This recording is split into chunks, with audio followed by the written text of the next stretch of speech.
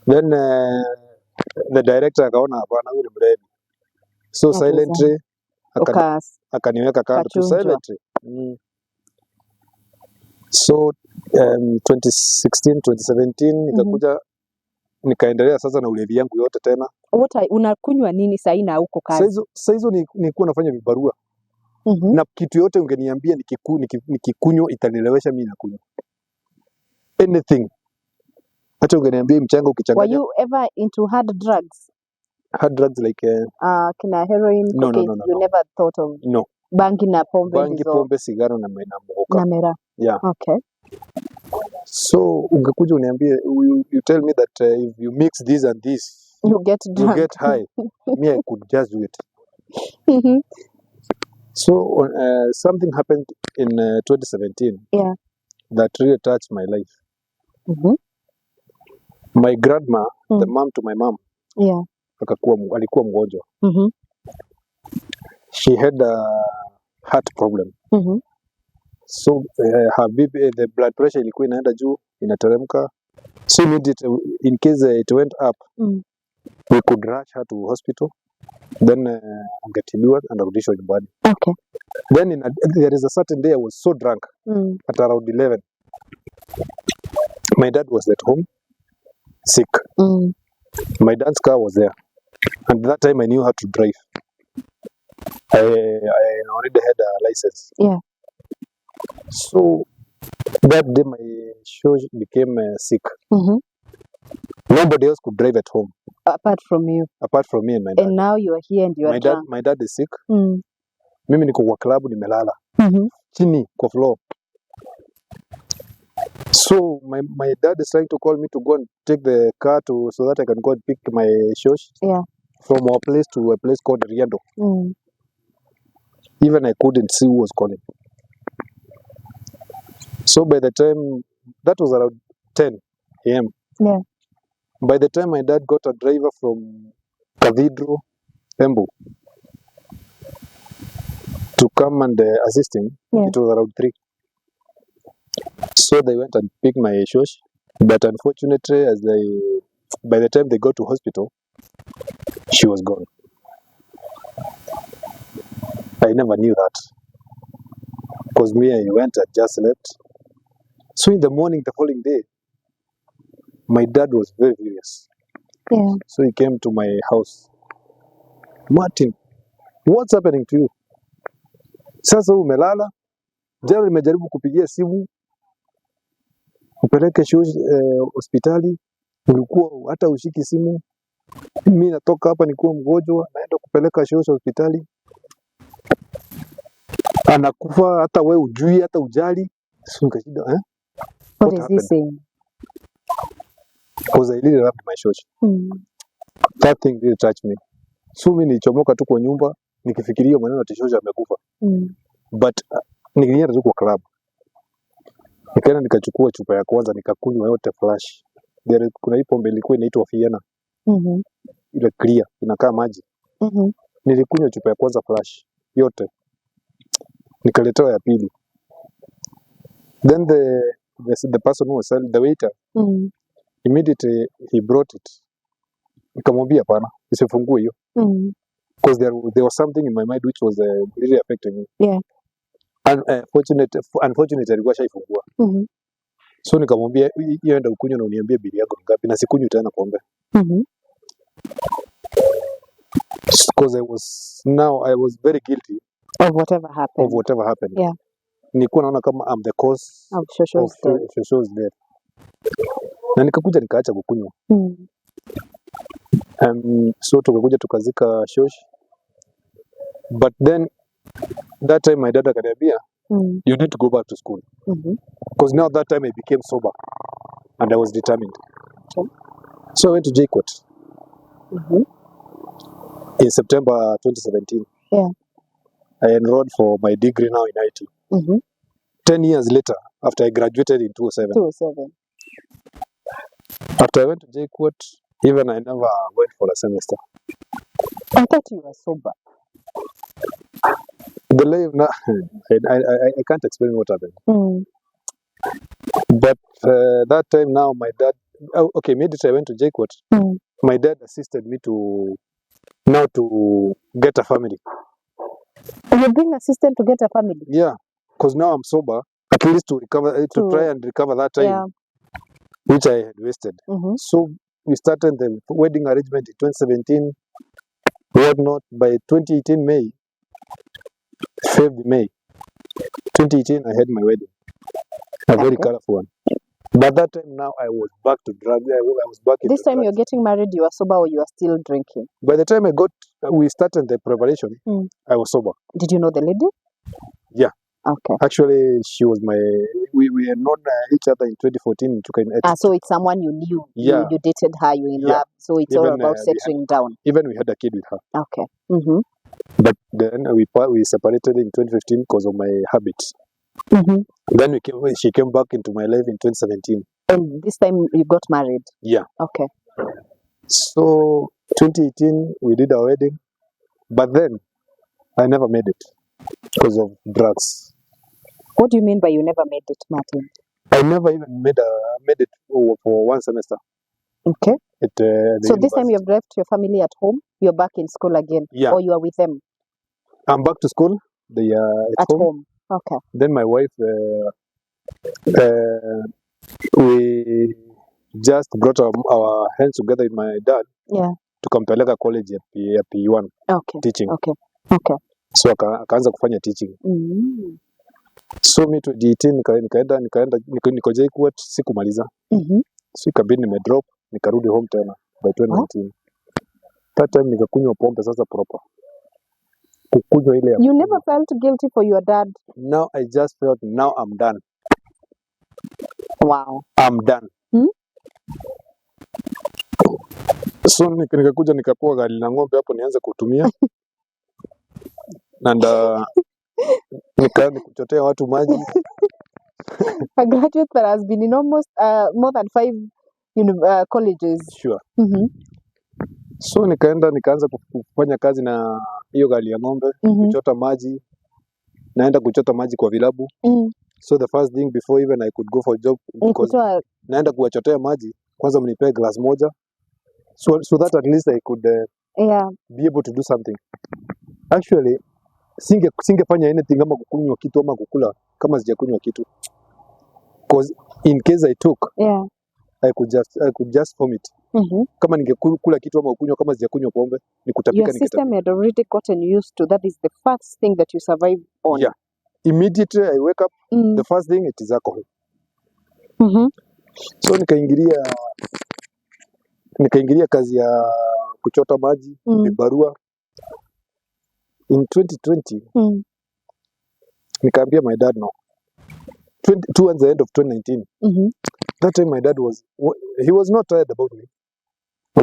Your dad must be a very patient person. Sure. And I love it. Ananiambia, you make it. Mpaka ananiambia, be my personal driver. Anajaribu tu kunileta karibu na yeye. And how is your marriage this particular time? That time my wife was a normal weeper. If I may say so. What do you mean by that? Kila siku alikuwa analia. Kila siku. But my parents were so encouraging. Anamwambia usijali. Atabadilika tu siku moja. One day he'll be back. My God. So nikakuja nikaambia my dad no. My dad akaanza kuniuliza unasikia kama unaweza acha, nikamwambia unaweza enda rehab. Nikamwambia yes. But I'll tell you. There is a certain time ilifika akakuja ni kama alikuwa ananipush. Tukaenda Seed of Hope. When I went there that day to be interviewed, I felt no, I can't stay here. I told him, don't even pay. I can do this by myself. Sitakaa huku. Okay. So hakulipa, tukatoka tukarudi nyumbani. Tukakaa. Seed of Hope, it's a rehab. Yeah, okay. Next to the fathers. Okay. I was wondering where I saw that. Yeah, it is all about 500 meters from the fathers. Okay. Yeah, on your way from Embu. Yeah. So nikarudi nyumbani, sikuachana na tabia yangu. I continued. Nikakunywa pombe sasa vizuri.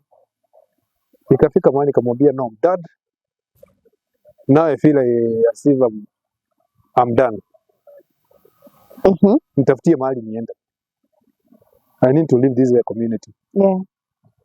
So nikapelekwa rehab mahali. At somewhere at Mashanga. Inaitwa Vazenda. Da Esperanza. Yeah. It is run by Catholics. So nikaenda nikakaa huko from 2020 January. Nikakaa January, February. Then COVID came. Nikiwa huko. Immediately COVID came, nilianza kufikiria mambo ya nyumbani. Then at some point kuna watu waliletwa hapo.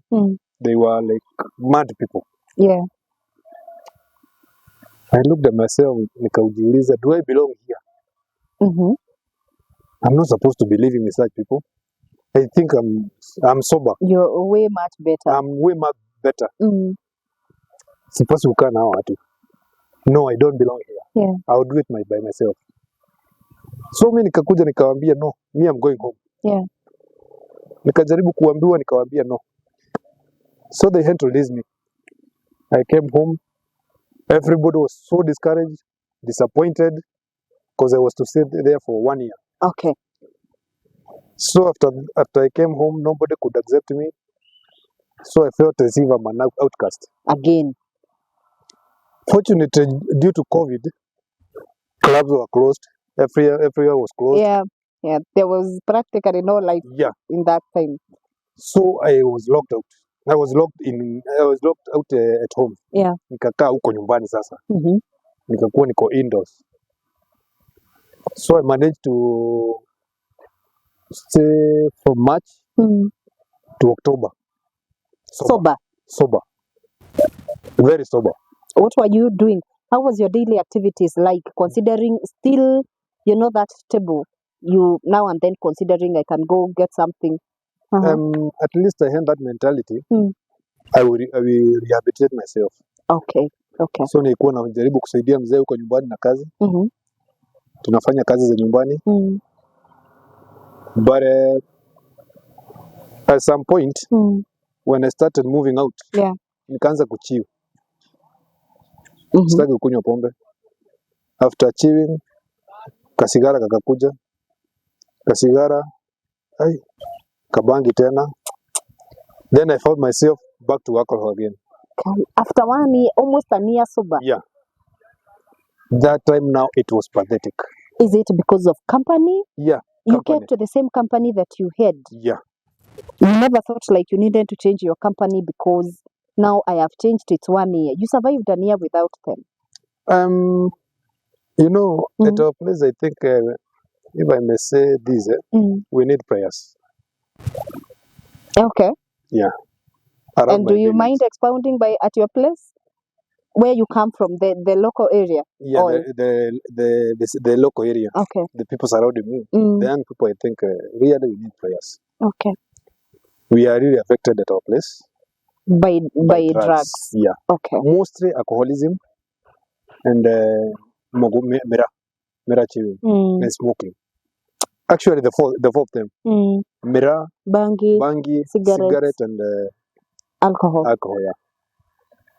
So nikajipata niko ndani kabisa. So at some point my dad thought that this thing might be a curse. Akanipeleka kwa kanisa on a Wednesday. We had to go and give thanks, but I was the main agenda. Yeah. So nikaenda tukaanza maombi huko. Mchungaji mwenye alikuja anaitwa Reverend Moshangi Joseph. Alikuja akafika mahali akatuombea. Mimi akanijaribu kuniombea niokoka, nikamwambia no, I won't. Can you imagine that time nikuwa kwa kanisa, mwoga ilikuwa kwa mfuko.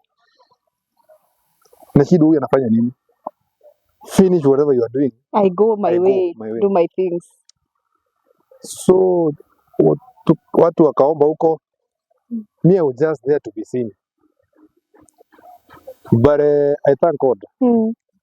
Ile mambo mzee alikuwa ananiambia, it really had an impact in me. Yeah. hata kama sikuwa nabadilika bado ilikuwa inanichuna chuna. So tukatoka, by the time tumalize mchungaji akaniambia within the next 6 months kama utakuwa umebadilika something will happen to you, na labda utakuwa unaongea hivi you'll be nice. That thing started haunting me. Yeah. So we came to, that was around October 2020. Yeah. November 2020. Tukaenda December, nikakunywa pombe na shida, nikiambia my na huyo mchungaji hakuniambia. January ikakuja. Mbona unahesabu miezi? Nakumbuka hiyo kitu. Yeah. This is the second month. Hiyo kitu inanifuata tu. Ikakuja February, March.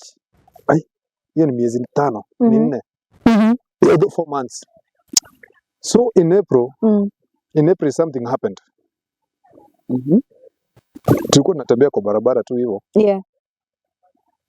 Tukua 3. Kuna kijana tulikuwa levi. Na ilikuwa usiku. So kijana mmoja tumetembea naye alikuwa mlevi sana.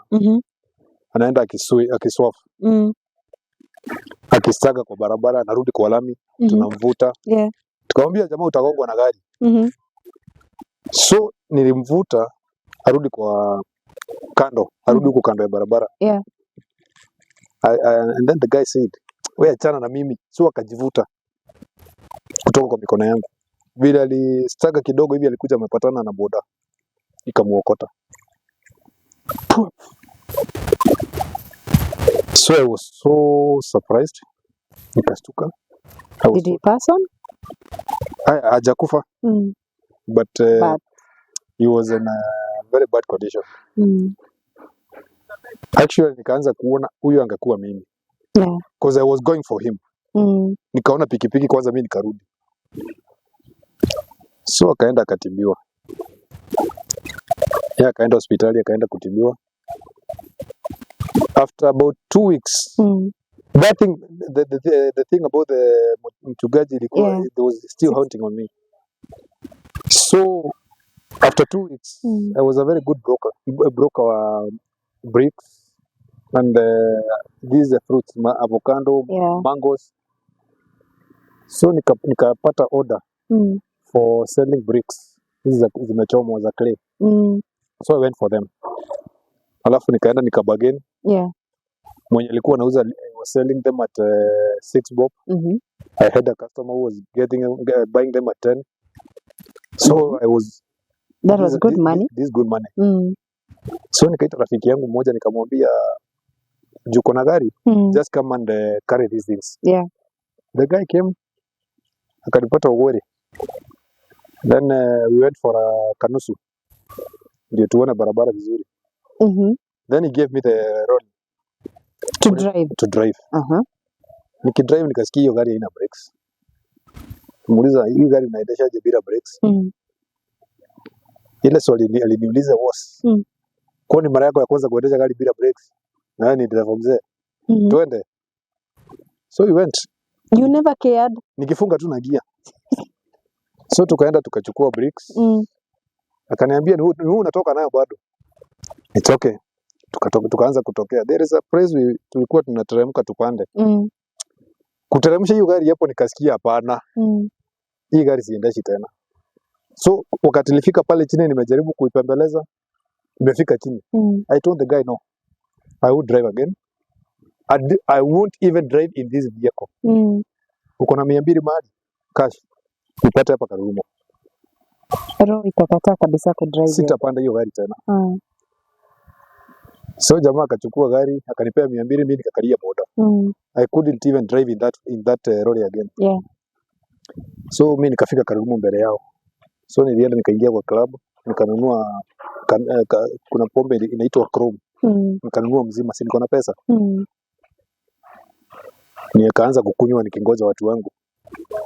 So they came as I was halfway. Wakakuja, jamaa akakuja akachukua kanusu kalikuwa kamebaki, akameza. Nikampea pesa zake. Sasa I had already withdrawn my money. Yeah. Nikampea the cash yenye alikuwa ya kazi yake plus the 200. Tena I told him, "Wewe peleka mzigo utanipata. Hiyo gari sipati." Vile tu alienda. Na mimi nikachukua kapombe kengine nikakunywa, nikaanza kuondoka hata mimi. So before I go to Ogori, I just got some reports. Kuna gari imepata accident mahali. Nilikuwa na brakes. What happened? So I came, nikajaribu kufuatilia. Nikagundua ni ile gari nilikuwa nayo. The driver, the conductor, they are all gone. That thing really affected me.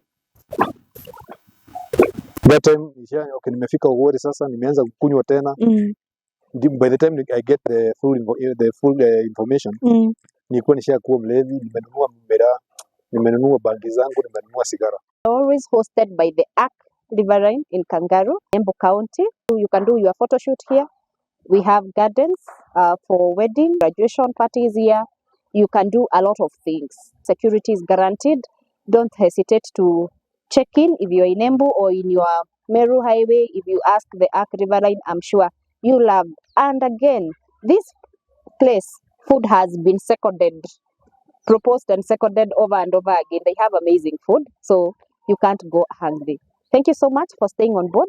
I'm your host, Teresami. Until next time, check on your budget, and I'm sure we will be somewhere. Subscribe if you haven't, and if you have subscribed, don't hesitate to share this video, because here we inspire one life at a time. Until next time, God bless you, and thank you so much. So nikaenda hapo, nikanunua vitu zangu, na nikaenda nikachukua boda nikaenda nyumbani. Kufika nyumbani, mimi nilisikia kitu tu imenisumbua sana, ile kifo ya wale watu. Nimeenda kuoga. After as I was bedding, nilisikia kama nimeongeleshwa. Nikaulizwa, where are you going? Unaenda wapi? Ingine ikakuja, ni lazima uende. Ingine ikakuja, ukikosa kukunywa kwani utakufa. Na niko kwa bafu. I was alone in the bathroom. So I just shouted. Sikunywi na siendi. Mwife akatoka kwa nyumba akaniuliza, mnaongea na nani? That is the time I realized that I was talking. Lakini mimi nimesikia nikiongeleshwa. So nikamwambia, hebu ngoja nikuje. Nikatoka kwa bafu. So I went to my house. Nikamwambia, can you call my dad? Mwambie to call Reverend Mushangi. Nataka kuokoka. Okay. Akaniangalia akaona ile ulembe niko nayo. Ile ulembe niko nayo. Karibu kuuliza ulikunywa nini venye umetoka? Nilikuwa mlevi. Vizuri. Mlevi mzuri. So akaenda kaambia mama vile naongea. Na mama alikuwa shaniona nikiingia. So my mom said, wachana naye mlevi. But me I was already decided. So I took my mirror. I went I went and threw it to the goats. Then bangi, the shash. I was smoking that shash, the heavy one. I went and threw it in the toilet, in the latrine. Then sigara. Kuna jamaa alikuwa anafanya kazi hapo nyumbani. I called him. Shika. Where is your wife when you're doing all this? Ameniangalia tu. She's just staring at me, doing wonders. Doing dramas. And I told that guy, I'll never smoke again. I'll never drink again. And I'll never chew again. The guy told me, okay, wacha tuone. I'm here. Yeah, let's wait. So me nikaenda nikalala. I went and slept. All that time, mom called my dad. My dad said, leave the guy alone. If he is drunk, I'm already used to his dramas when he is drunk. So leave him alone. But me, I slept up to around 6 in the evening. That was on 26th April. I do remember even the day. On a Tuesday. So immediately I woke up, the first question was, hawajafika, they have not yet come. That time now, my wife, I think she started noticing that You are serious. I'm serious with whatever I'm talking about. So she called my dad. She called my mom and told her that this guy, I think there is something. So they called my dad again. And then my dad now, this time, he started noticing that I think there is something.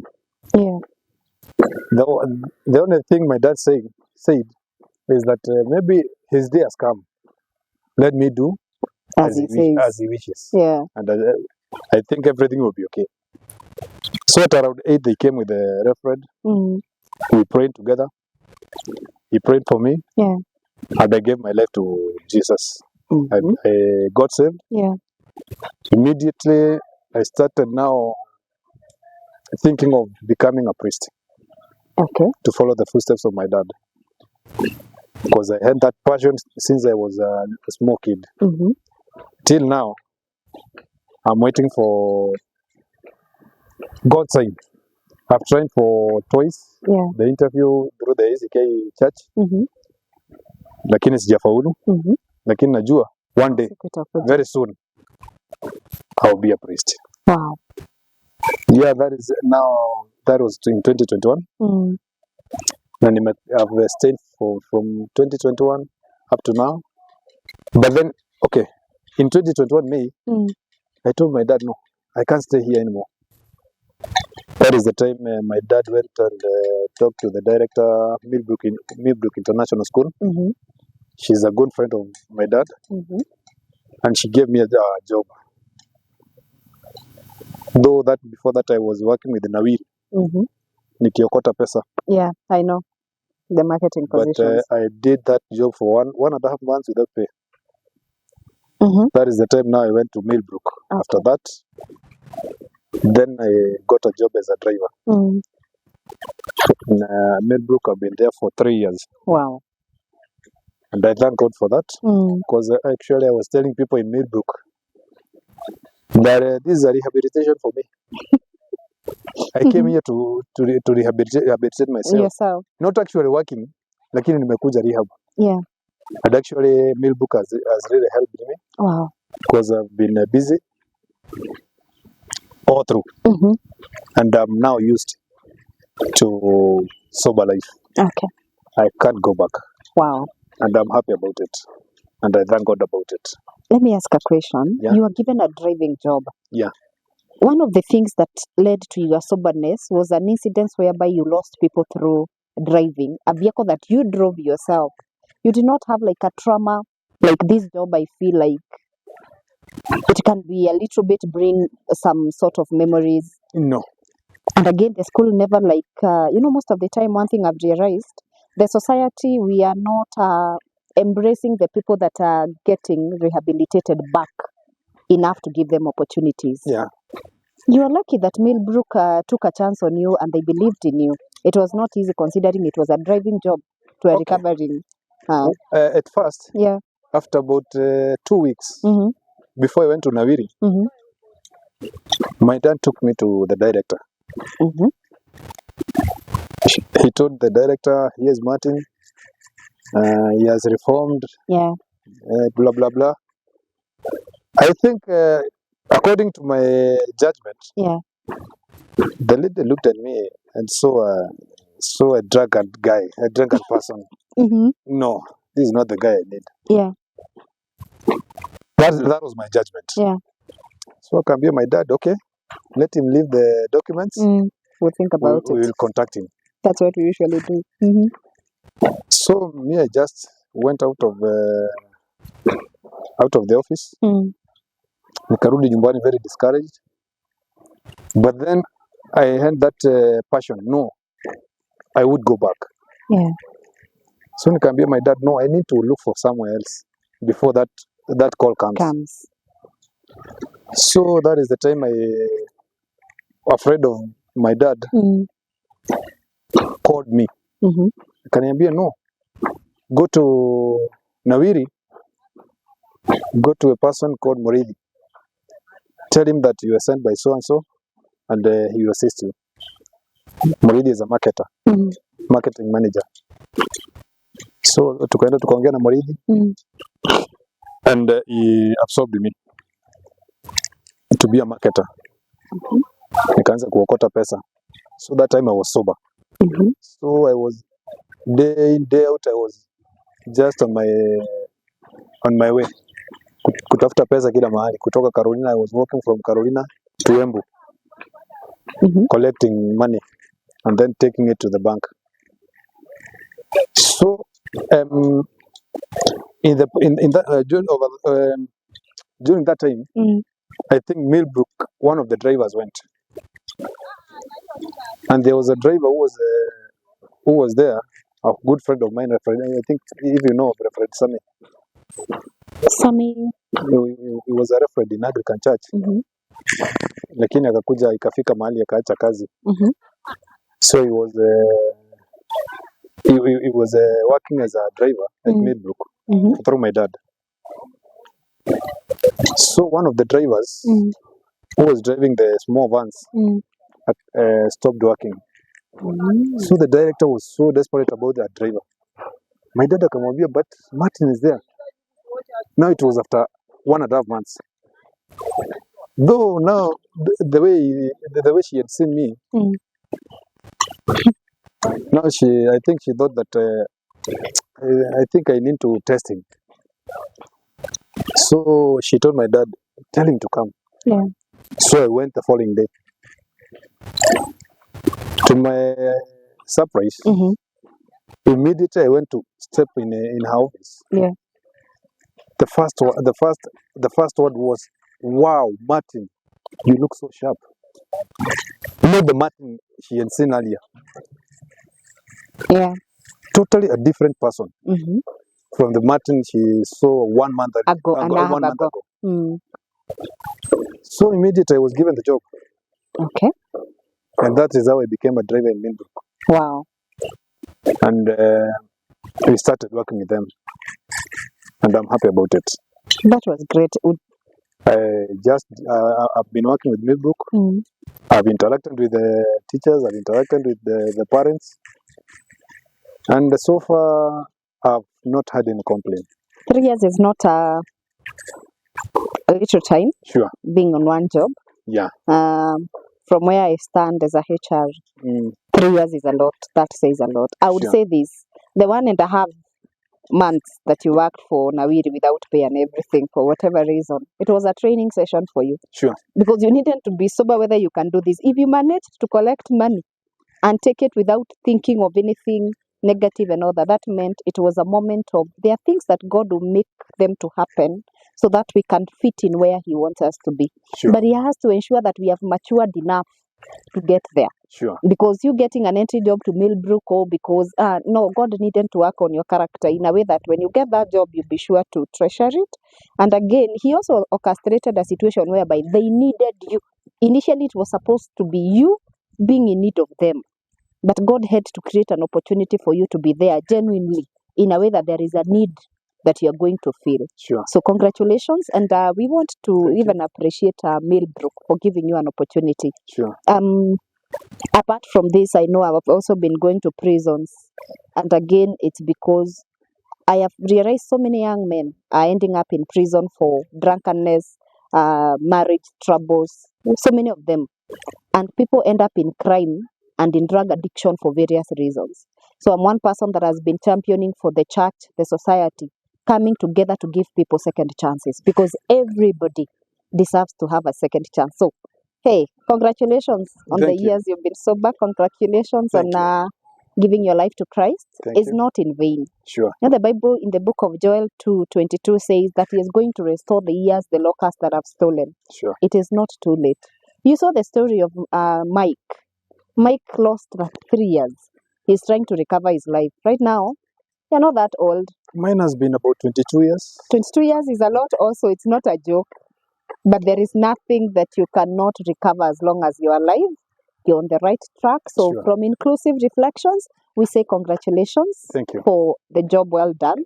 And for allowing yourself to get to that point that you say, this is my mess. and I can work myself out of it, then you allow God to come in. Sure.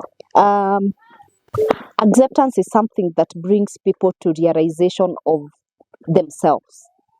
The moment you realize who you are and you decide, this is me, this is what I've lost, this is what I can do, these are my options, Sure. and God brought you to that place. So we say again, congratulations. Thank you very much. And for Millbrook from Inclusive Reflections Show, we want to say thank you for agreeing to hold Martin's hand in his recovery, and he is looking sharp. We wish you all the best. You are a career person. You have enough knowledge in that head of yours. Sure. I pray that doors will open for you to actualize them. Thank you. Because your dad did quite some job. Sure. To Baba Martin, again from Inclusive Reflection, congratulations for being an amazing father and for never giving up on him. Maybe if he gave up on you, you couldn't be here. Sure. But you never gave up. And I want to give you this opportunity to say something to some few people. And I want you to start with your dad. What would you, I know he is going to watch this because I know you will share this story with the people that are around you so that they can understand and they can be able to watch out to where God is taking you. Sure. What would you say to your parents, your dad, your mom, and your siblings? What would you say to them? One thing, first I would like to thank them for their support through prayers. Mostly it was prayers, then their support financially, even trying to take me to rehabs, trying to encourage me in life, and at least trying to give me a sense of hope in my life.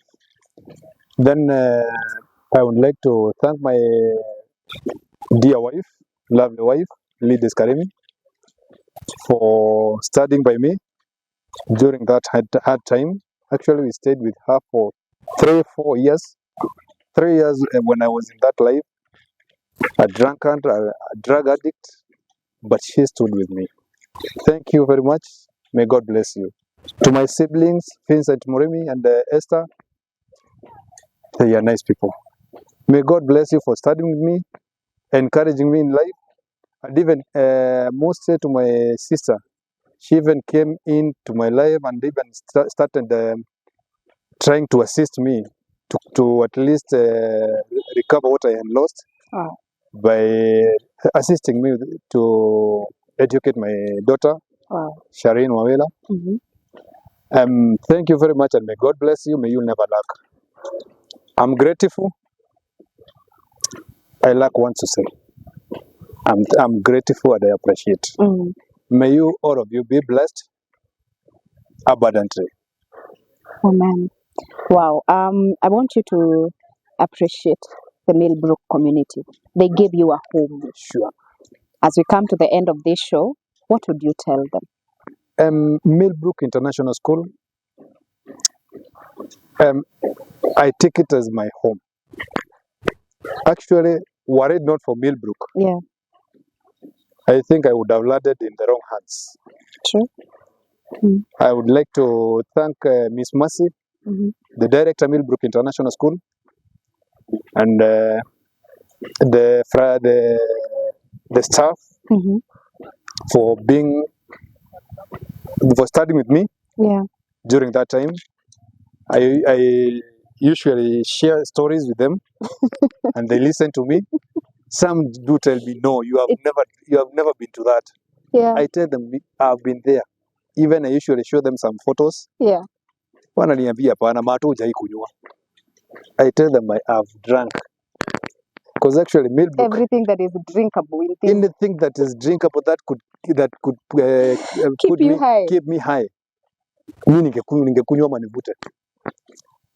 But actually I've inspired some people's life at Millbrook. Na wamekubali na wakaona really somebody can change. Sure. There is something which gave me encouragement at Millbrook. Because during our parties, we were being given a van, at least to take people home after they enjoy themselves. Anytime they were asked, who is the driver? You. Martin. Because they knew even if there was something, Martin could not take. Actually, hao ni wale watu tunasemanga, Kwa Kiembu, we do say, no masonry the mondo of you. Actually, Millbrook, they could just do that for me. Because they knew Martin, no. Yeah. He can't take. They gave me some encouragement to be the person I am. To be sober. Yeah. So that I could encourage more people. And I really feel good for Millbrook. God bless Millbrook. May you go high. Wow. Let me ask you a question as I finish. Yes. How did it feel for people to trust you that time you're going for parties? Because I know we usually do, companies do annual parties, which is a way of recreation, which is a way of people to bond together the staff. How does it feel for people to trust themselves, their lives and their safety to you? At some point, it is a bit difficult for them to trust me. But before the first party came in, I had already worked for some time at Millbrook. Okay. So I think they had learned more about me. I had worked for about, I think, 10 months. Okay. 10 months, before we came to our first bash. Yeah. The first party, I think everybody's eyes were on me, including the director. Because immediately after the party, I heard some rumors that she was trying to ask, did Martin take something? I understand. But then everything was confirmed. No. Wow. Martin never took. So I think from that point now, she was now confident about me.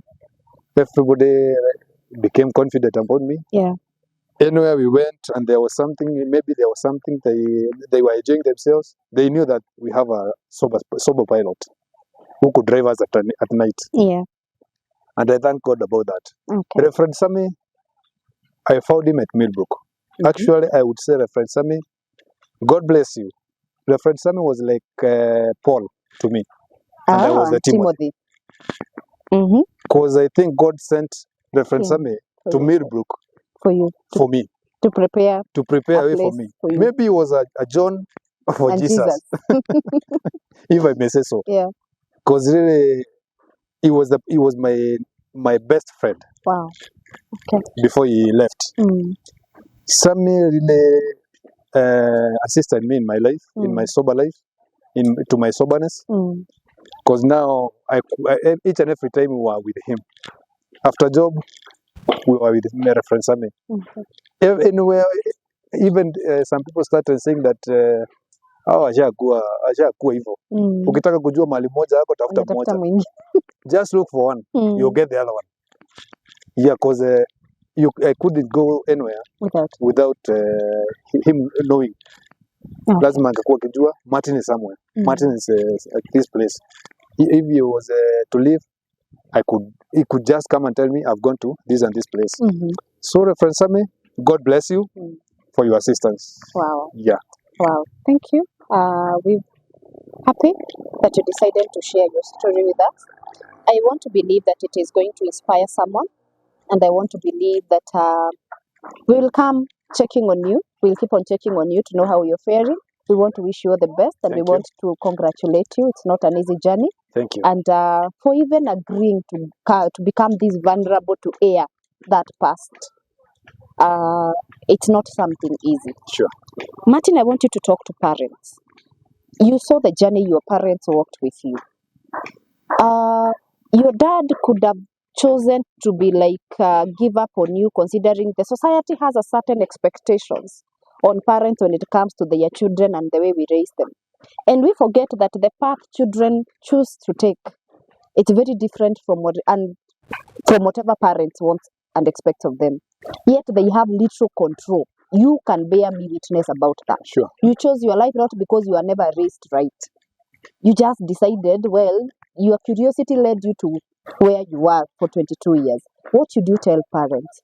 And maybe what are some of the signs would our parents look into to see whether my boy or my girl has started getting into this bad company, considering sahi wanafunga shule for 2 good months? What are some of the things would you say even cemented your relationship with your parent despite of your drinking? Like I said in the beginning, I was brought up in a Christian family. Yeah. And my parents took me to church. They raised me well. From Sunday school. I was even confirmed. I became an active youth. Although during my youth age, I was still somehow into drugs. But it was like committing a very big crime in our family for you not to go to church. So it was like, on Sunday you must go to church. Yeah.